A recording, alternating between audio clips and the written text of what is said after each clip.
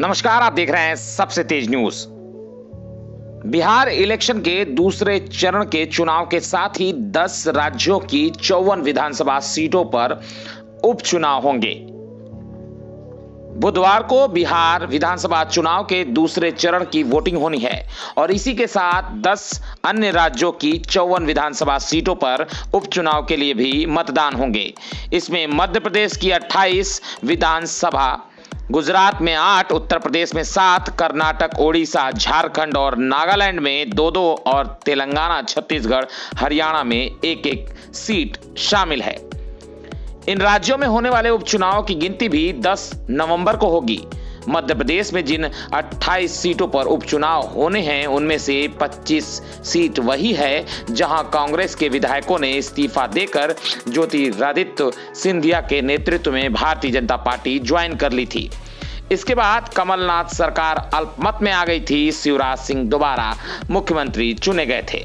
मध्य प्रदेश की बाकी 3 सीट विधायकों के निधन के बाद खाली हो गई थी, जिन पर 3 नवंबर को उपचुनाव होंगे।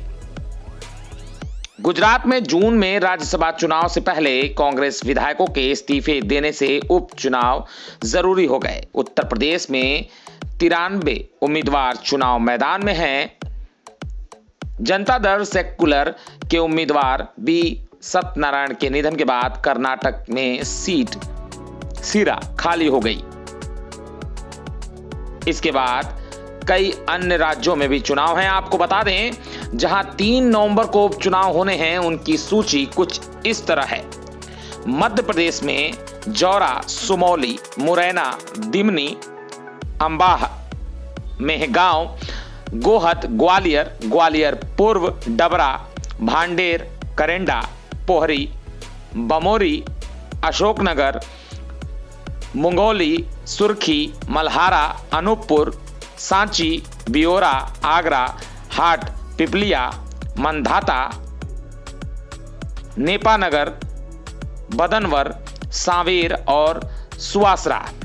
वहीं गुजरात में आपदा, लिमड़ी, मोबरी, धारी, गढ़ा एससी, करजन, डांग्स एससी और कपराड़ा एससी शामिल हैं।